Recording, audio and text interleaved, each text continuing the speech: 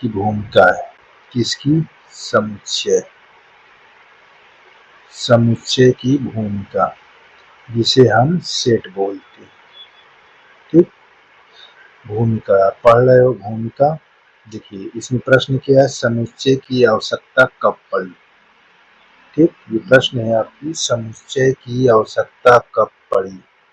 उत्तर क्या लिखा है? ज्यामिति, अनुक्रम, प्रायिकता आदि के अध्ययन में समुच्चय के ज्ञान की आवश्यकता पड़ी। ध्यान दीजिए, ये प्रश्न है आपका, ये प्रश्न था, ये उत्तर हो गया। दूसरा नंबर देखिए, बेसिक, अभी आप इसका बेसिक सीख रहे हैं, ठीक है ना। अब देखो, किस प्रश्न को सरल करते समय समुच्चय का परिचय हुआ? देखो उत्तर में क्या है? त्रिकोणमितीय श्रेणी के प्रश्नों को सरल करते समय समुच्चय से पहली बार परिचय हुआ। ये आपका उत्तर हो गया। अब देखिए अगला प्रश्न, समुच्चय का परिचय किस वैज्ञानिक को और कब हुआ? देखो उत्तर, समुच्चय सिद्धांत का विकास जर्मन गणितज्ञ जॉर्ज कैंटर के द्वारा और 1845-1918 के बीच किया गया। ये भी आपको ध्यान देना है। ठीक, अब देखो, समुच्चय में संख्याओं का प्रतीक, जैसे आपका n प्राकृत संख्याओं का समुच्चय है, तो ये प्राकृत संख्या जब आप लिखेंगे ऐसे 1, 2, 3, ठीक, ऐसे ये प्राकृत संख्याओं का समुच्चय, इससे डिनोट किया जाएगा। अब पूर्णांकों का समुच्चय, पूर्णांकों को जब आप डिनोट करेंगे, यहाँ dash dash dash -3, -2, -1, 0, 1, 2, 3 dash dash dash, इस प्रकार अगर रहेगा तो उसको हम जेड से पहचान कराएंगे। परमेय संख्याओं का समुच्चय, देखिए परमेय संख्याओं का समुच्चय, तो परमेय संख्या किस तरह होती है? 1/2, 3/5, -1/2, ठीक, 3/9, इस प्रकार परमेय संख्या होती है। इसको कैसे दिखाएंगे? क्यू से। वास्तविक संख्याओं का समुच्चय किससे डिनोट कराएंगे? आर से। तो वास्तविक संख्या में हर प्रकार की संख्या पाई जाएगी, ये 0.5, इस प्रकार की संख्या रहेगी तो हम आर से डिनोट कराएंगे। तो देखो इसमें जेड है धन पूर्णांक समुच्चय, इसमें देखो पूर्णांक था माइनस था, इसमें सिर्फ धन पूर्णांक का समुच्चय, तो धन पूर्णांक का समुच्चय कैसे लिखा जाएगा? 0, 1, 2, 3 डैश डैश, धन पूर्णांक का समुच्चय। ठीक है, धन पूर्णांक का समुच्चय क्या होती है? ऐसे दिखाया गया। ये यहाँ पास अगर देखो 0 नहीं रहेगा तो ये क्या हो जाएगा? धनाई में तो है, तो प्राकृत संख्या ऐसे भी दिखाई जाएगी, ठीक है ना। तो इसलिए इसको ध्यान देना है, हमने 0 लगा दिया, ये ऐसे। अब देखो इसमें धन परमेय संख्या है, धन परमेय संख्या का मतलब उसके अंदर ऋण नहीं होनी चाहिए, जैसे यहाँ पास ऋण में लिखा है, इसमें ऋण नहीं होना चाहिए। ये 1/2, 3/5, 3, ठीक, 5/6 यहाँ लिख दीजिए, यहाँ डैश डैश ऐसे कर दीजिए। ठीक, अब धन वास्तविक संख्याओं का समुच्चय, धन वास्तविक संख्याओं का समुच्चय, यानी आपको इसके अंदर ये है तो प्लस में होना चाहिए, ठीक है। 1/2 है, ये ऐसी संख्याएं, ये पाई है तो धन्य होना चाहिए, ठीक। 0.5 है तो इसे सब धनात्मक में होना चाहिए। इसमें कौन सा होना चाहिए? धनात्मक संख्या, धनात्मक के रूप में, ठीक। तो हम क्या कहेंगे, इसको कैसे डिनोट करें? प्लस। तो इस प्रकार ये चीज ध्यान देना है। अब देखिए यहाँ लिखा है ना, ए समुच्चय ए का एक अवयव है। अवयव कहो या सदस्य कहो या में है को कैसे हम सूचित करेंगे? जैसे ये लिखा हुआ है, कैसे करेंगे? को सूचित करने के लिए यूनानी प्रतीक देखो ई ऐसे बना हुआ है, एप्सिलॉन, ठीक, का प्रयोग किया जाता है। जैसे ये लिखा है तो इसको हम क्या कहेंगे? ए बिलोंग टू ए, या स्मॉल ए कैपिटल ए का सदस्य है, या स्मॉल ए के में है, ठीक। इस तरह ध्यान देना है। और यदि इसमें कहा न होने पर, इसका प्रतीक क्या होगा?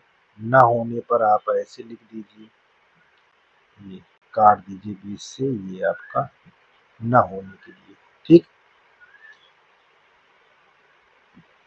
अच्छा, समुच्चय को निरूपित करने की विधियां दो है। एक रोस्टर या सारणी रूप, जिसको रोस्टर या टेबल फॉर्म कहते हैं। इसको ऐसे हम दिखाएंगे, ये दोनों करली चिन्ह के अंदर रखेंगे, रोस्टर या सारणी कहेगा।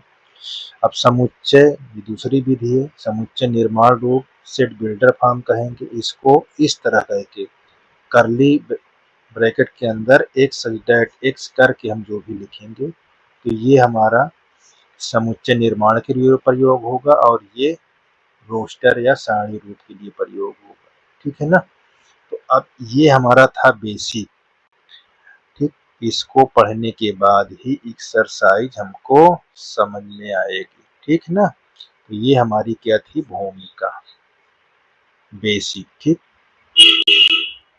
तो इसको पढ़ने के बाद एक्सरसाइज ही पढ़ना पड़ेगा। 1.1 है, ये क्या है? समुच्चय। जो हम पढ़ रहे हैं, क्या पढ़ने जा रहे हैं? समुच्चय, ठीक। इसको अंग्रेजी में सेट कहते हैं,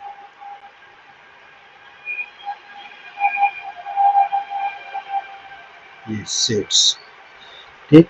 अब देखो इसमें समुच्चय क्या होता है? समुच्चय का मतलब होता है सुपरिभाषित संग्रह, ठीक है। सुपरिभाषित संग्रह को हम समुच्चय कहते हैं। तो अब देखो, जे से अक्षर से प्रारंभ होने वाले वर्ष, ये कैसी संग्रह होगी? सुपरिभाषित। तो हम जानते हैं जे से कौन कौन होता है? जे से प्रारंभ होने वाला समुच्चय कौन कौन होंगे? तो ये चीज आपको ध्यान देना है। हम बता सकते हैं, एक तो जनवरी होगा, ठीक। दूसरा जून होगा, तीसरा जुलाई होगा। ये क्या है? सुपरिभाषित है, जिसको हम गिनती कर सके। अब देखो दूसरा नंबर, भारत के 10 सबसे अधिक प्रतिभाशाली। जब अधिक या सर्वश्रेष्ठ इस तरह के प्रश्न पूछे तो वो क्या होता है? समुच्चय नहीं होता। तो इसको क्या बोलोगे? समुच्चय है। ये क्या है? समुच्चय है, ठीक। चलिए, अब देखो यहाँ पास दूसरा में, भारत के 10 सबसे अधिक प्रतिभाशाली या सर्वश्रेष्ठ, ठीक। इस प्रकार के अगर प्रश्न पूछता है तो समुच्चय नहीं होता। तो ये क्या है? समुच्चय नहीं,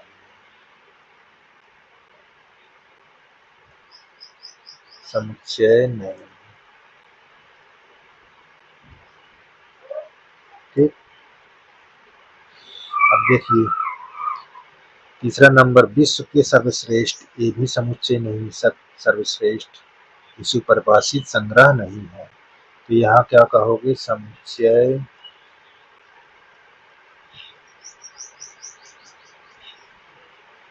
नहीं है।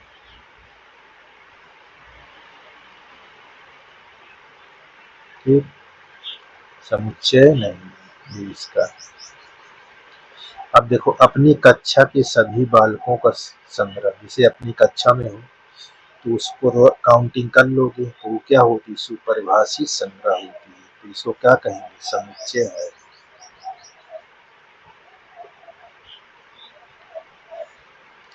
ये क्या है, समुच्चय है।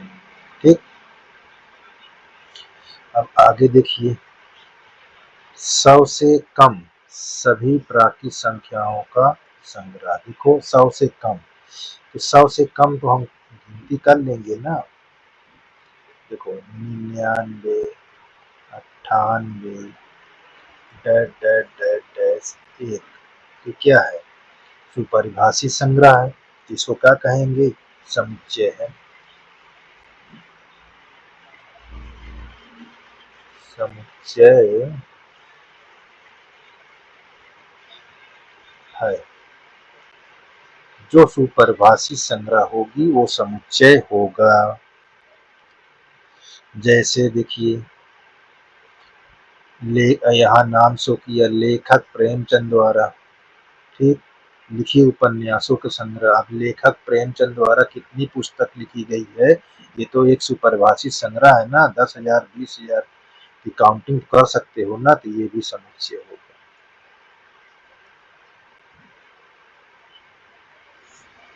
समुच्चय है। ठीक, अब आपका कौन सा प्रश्न है।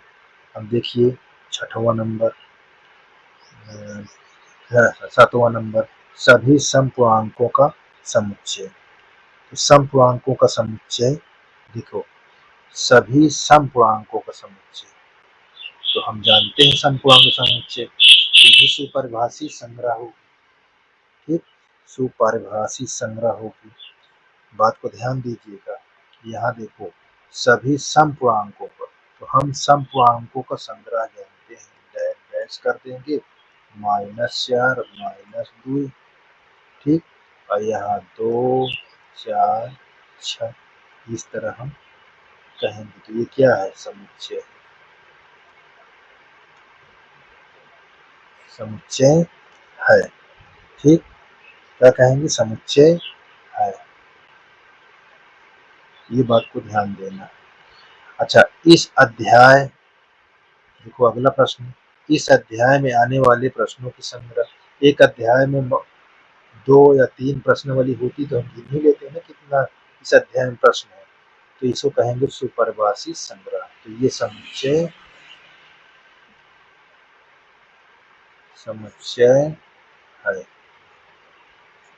ठीक, अब देखो आगे आ गया, विश्व के सबसे, देखो सबसे आ गया, खतरनाक।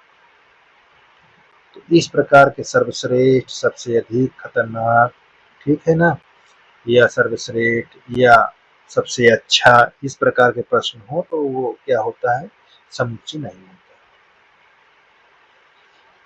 ये सुपरिभाषी संग्रह नहीं है, इसलिए इसको कहेंगे समुच्चय नहीं है। ठीक, तो इस प्रकार ये हमारा क्लियर हो गया।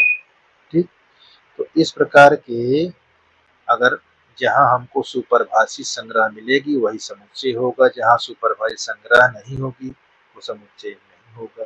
ठीक है ना, तो इस प्रकार समुच्चय का सेट दिया हुआ। ठीक, एक में कितने लोग हैं, 1 है, 2 है, 3 है, 4, 5, 6, ये 1, 2, 3, 4, एक ये क्या है, आदमी है। ठीक है ना, एक ये अवयव, ठीक, अवयव है। ठीक, 1, 2, 3, 4, 5, 6, ये क्या है, एक ही अवयव। ये बात को ध्यान देना, देख लेना 6 तक अवयव है। तो अब देखो, यहाँ नंबर 1 में 5 क्या इसमें है, यदि इसमें है तो आप कहेंगे इसको 5 बिलोंग टू ए, ऐसे बोल। क्या ये 8 इसके अंदर है, तो इसका अवयव नहीं है। देखो इसका अवयव नहीं है, तो यहाँ पास 8 यहाँ नॉट बिलोंग टू ए, ऐसे करेंगे। 0 इसमें है क्या? नहीं है। यहाँ क्या बोलोगे? 0 नॉट बिलोंग टू ए। अब देखो 4 दिया हुआ है, 4 इसके अंदर है, हाँ, तो क्या कहोगे? 4 बिलोंग टू ए। 2 इसमें है, हाँ, यस, तो क्या कहेंगे? 2 बिलोंग टू ए। 10 है इसमें, देख लीजिए 10 है, नहीं है, तो 10 को क्या कहोगे?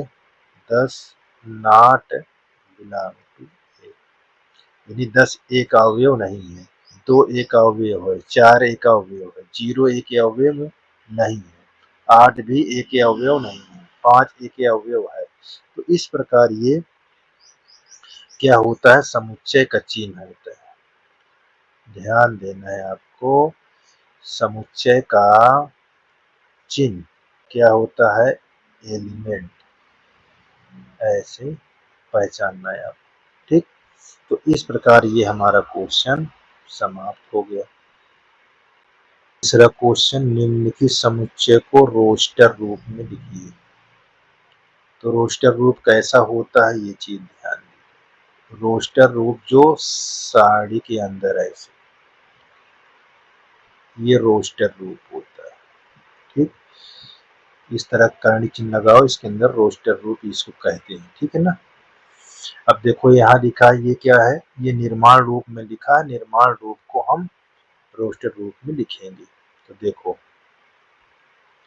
यहाँ बोल रहा है -3 से x का मान बड़ा हो और 7 से छोटा। तो -3 से बड़ा, तो -3 से बड़ा क्या हो सकता है? -2, -1, फिर आपका 7 से छोटा 1 हो जाएगा, 2, 3, ये 4, 5, ये 6, ये हमारा आंसर हो जाएगा, ठीक। इस प्रकार हमारा आंसर हो जाएगा। अच्छा, 7 से छोटा यहाँ 0 भी लिखेंगे, ये, ठीक। अब देखो बी नंबर में ये क्या लिखा, किस रूप में लिखा? निर्माण रूप में लिखा हुआ है। लिखना हमको किस में लिखा? निर्माण रूप में, और बताना किस में है? रोस्टर रूप में। तो देखो, एक सच दैट एक संख्या 6 से कम, एक प्राकृत संख्या 6 से कम, तो 6 से कम प्राकृत संख्या क्या? 1 होगा, 2, 3, 4, 5, ठीक। ये देखो 6 से कम हो गया। अब देखो तीसरा नंबर, एक सच दैट एक 2 अंकों की एक ऐसी प्राकृत संख्या जिसके अंकों का योग कितना हो जाए? 8। देखो कैसे लिखेंगे इसको। अब ये हमारा पास 1 है, इसका एक ऐसा युग बनाओ कि जोड़ने, देखो 1, 7 कर दो, ये जोड़ो कितना होगा? 8 होगा। इसको बढ़ाओ, इसको घटाओ, तो यहाँ लिख दो 2 और इधर लिख दो 6। फिर यहाँ पास 3 लिख दो, इधर 5। देखो युग बन रहा है, ये 4 और यहाँ भी 4, और ये 5, ये 3, यहाँ 6, ये 2, और ये 7 हो गया, ये 1 हो गया, ठीक। इस प्रकार हमारा ये युग्म तैयार हो गया। अच्छा, इसको हम और ये भी बता सकते हैं, 0,8, ये हमारा हो गया, ठीक है ना। तो ये हमारा आंसर होगा। देखो जोड़ के बनता है, नहीं युग बनता है, 8 होता है। अब देखो, एक आभास संख्या है जो 60 का भाजक है। आभास संख्या हो और 60 का भाजक हो, देखो क्या हो सकता है? आभास संख्या, ये सम संख्या का 2 अभाज्य, ये भी अभाज्य, ये भी अभाज्य, ये उत्तर होगा, ठीक। देखो ये दोनों प्रश्न सेम थे, ठीक है ना, ये दोनों सेम है, तो इसका सेम ही उत्तर होगा ये। अब देखो, ये ट्रिग्नोमेट्री शब्द के सभी अक्षरों का समुच्चय। तो देखो कोई भी, ये देखो ट्रिग्नोमेट्री शब्द का है, तो जो एक बार ले लोगे, जैसे अब ये ट्रिग्नोमेट्री लिखा है, हम टी एक बार ले लिए, अब दोबारा टी नहीं लेंगे। ठीक, अब देखो आर ले लिए, अब दोबारा आर नहीं लेंगे। आई ले लिए तो दोबारा आई नहीं लेंगे। अगर जी है, जी दोबारा नहीं लेंगे। ओ हो गया, एन हो गया, ठीक, एम, और उसके बाद ई, देखो टी भी हो गया, आर, अब वाई, ये हमारा उत्तर हो गया। ठीक, इसी प्रकार इसको भी लिखेंगे। देखो बेटर शब्द के सभी अक्षरों का समुच्चय, कैसे लिखेंगे? ये हमारा बी, अब बी दोबारा नहीं होना चाहिए, ई ले लीजिए। टी, टी दोबारा नहीं आना चाहिए, अब आर, ये हमारा उत्तर हो गया। तो इस प्रकार हमको समुच्चय को लिखना है। ठीक, देख लीजिए, कहीं आपको दिक्कत होती है तो आप कमेंट करके पूछ सकते हैं। देखो निर्माण रूप कैसा होता है, इसको कर्ली ब्रैकेट के अंदर यानी रोस्टर के अंदर ये चीज हो, एक्स सल्टाइट एक्स, उसके बाद जो भी हो लिखो, तो इसको कहा जाता है निर्माण रूप। ठीक, जैसे हमारे पास प्रश्न लिखा हुआ है, अब ध्यान से देखिए, सभी संख्या क्या है, 3 से गुणा, यानी 3 एकम 3, देखिए 3 गुणे 2, 3 तिरिक 9, 3 चौक 12। ध्यान से देखो, ये सब कैसी संख्या है, ये सब प्राकृत संख्या है। प्राकृत संख्या में क्या गुणा है, 3। ठीक, और प्राकृत संख्या कहाँ से कहाँ तक है, 1 से लेकर 4 तक। तो इसको हम कैसे लिखेंगे, यहाँ लिखेंगे एक्स सच एक्स बराबर लगा लें, प्राकृत संख्या में क्या गुणा है, 3, प्राकृत संख्या में क्या गुणा है, 3। ठीक है ना, ये चीज ध्यान दो। अब ये जो संख्या है, ये सेट जो बनेगा, एक कैपिटल एन जो इसके अंदर रहेगा उसको स्मॉल, तो यहाँ पास स्मॉल एन किसके अंदर है, कैपिटल एन के। ठीक, ये बात को ध्यान देना। और वो एन कहाँ तक स्मॉल वाला, 1 से लेकर कहाँ तक, 4 तक। ये ऐसे आपको उत्तर का जवाब देगा। ठीक, चलिए अब देखो यहाँ ये कैसा लिखा हुआ है, इसे पहचानना है। 2 के घात 1 है, अब यहाँ 2 के घात 2 देखिए, 2 के घात 3 है 8 में, और 16 में 2 के घात 4 है, और 32 में 2 के घात 5। ये चीज को ध्यान रखें। अब ये जो ऊपर आपका लिखा हुआ है, ये क्या है, प्राकृत संख्या। क्या है, प्राकृतिक संख्या। तो इसको कैसे लिखोगे, प्राकृतिक संख्या 1 से 5 तक है। तो देखो यहाँ हम कैसे लिखेंगे, एक्स सजडेट एक्स, अब देखो 2 के घात का है प्राकृत संख्या, ऐसे स्मॉल है। अब ये प्राकृत संख्या क्योंकि इसके अंदर है, ये आपका एक कैपिटल सेट है, इसके अंदर जो होगा वो एन होगा, तो इसको कहेंगे small N belong to capital N. ठीक, और कहाँ से कहाँ तक गई है, 1 से लेकर एन क्या है, 5 तक है। ऐसे जब शुरू और लास्ट अंक पहचान में हो तो इस तरह चिन्ह लगाते हैं, इसको कहते हैं लेस देन, या छोटा या बराबर। ठीक, इसको कहते हैं लेस देन इक्वल। अब देखो इसको पहचानो, यहाँ तो यहाँ हम पहचानेंगे 5 घात 1, 5 घात 2 तभी 25 हुआ, 5 घात 3 तभी हमको 125 हुआ, 5 की घात 4 तभी हमको 625 प्राप्त हुआ। अब देखो 5 की घात क्या है, प्राकृत संख्या है, ठीक, तो हम इसको कैसे लिखेंगे, एक्स सच दैट एक्स 5 की घात n, और ओ एन स्मॉल एन किस में है, कैपिटल एन। जैसे मैंने ऊपर लिखा, ये चीज हमारा टोटल क्या है, कैपिटल एन है, जो इसके अंदर एलिमेंट होंगे स्मॉल, हम ऐसे लिखेंगे। और एक से ऊपर की संख्या 4 तक है, ये ऐसे, ठीक है, इस प्रकार इसको हम लिखेंगे। चलिए आगे देखते हैं। देखो इस तरह लिखा 2 4 6 डैश डैश लगा, देखो यहाँ डैश नहीं लगा था तो हम ऐसे लिखेंगे। अब यहाँ डैश लिखा है तो यहाँ पास क्या लिखोगे, एक्स सच दैट एक्स, ठीक, एक समप्राकृत संख्या, एक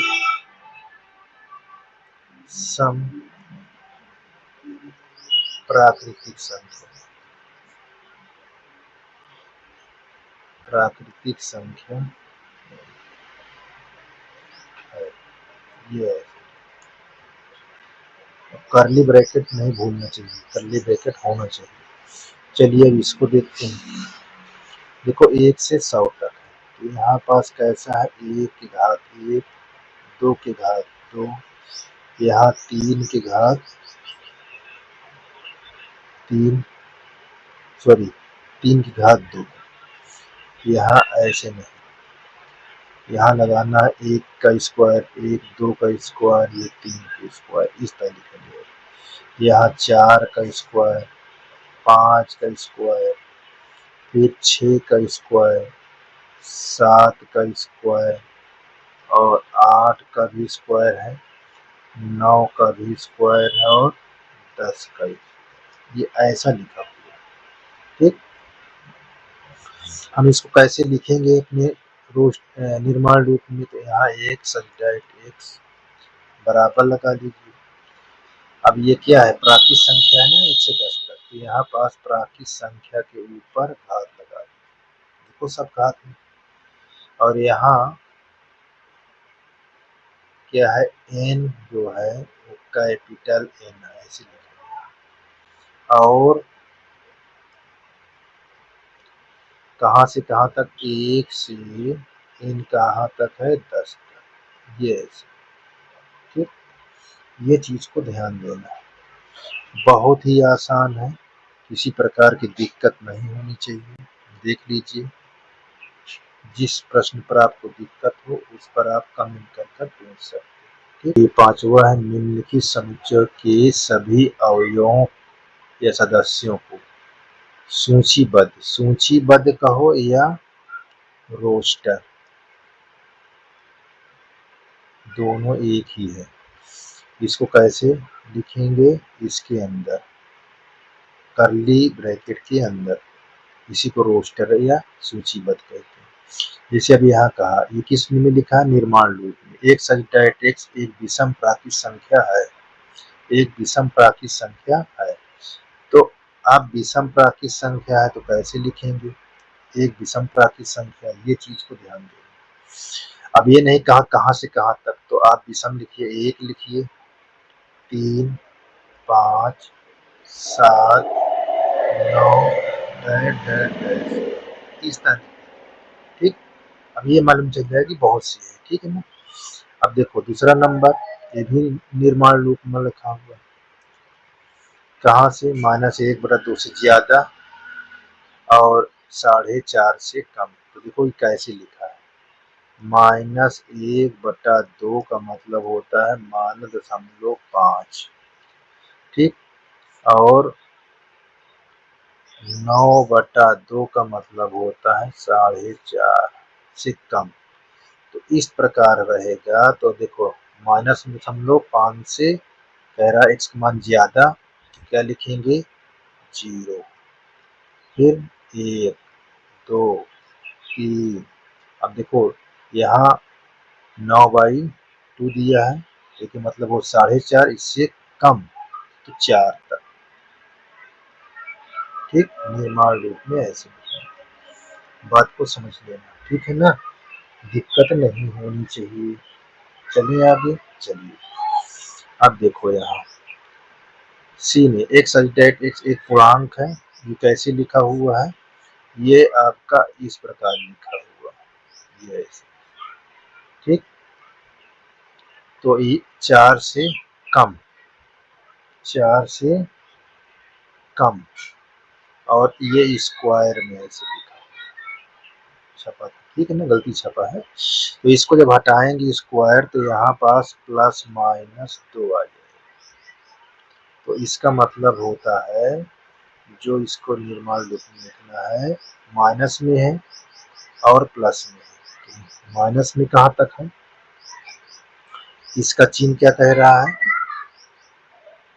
इसको चिन्ह कह रहा है इस प्रकार, 2 से लेकर -2 के बीच जितनी संख्या है उन सबको लिखना है। देखो -2 -1 और 0 1 2, इसका मतलब ये होगा। ठीक, ये लॉयल शब्द का एक अक्षर, इसको जब लिखेंगे तो अभी हमने बताया कि जो बार एक अक्षर ले लेंगे उसको दोबारा नहीं लेना। ये ठीक, LOYA को LOYA, ये नहीं लेंगे दोबारा हो जाएगा। ठीक है ना। अब देखो इसमें पांचवें ने वर्ष का एक ऐसा महीना जिसमें 31 दिन नहीं होते हैं, तो वो नाम बताओ। तो वो कौन सा नाम हो सकता है? एक तो भैया फरवरी से शुरू हो जाएगा, ये फरवरी। दूसरा अप्रैल,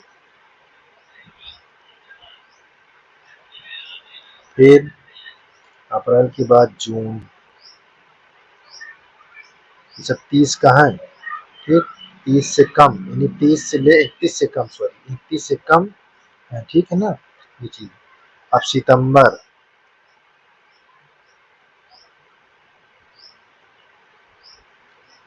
सितंबर और नवंबर,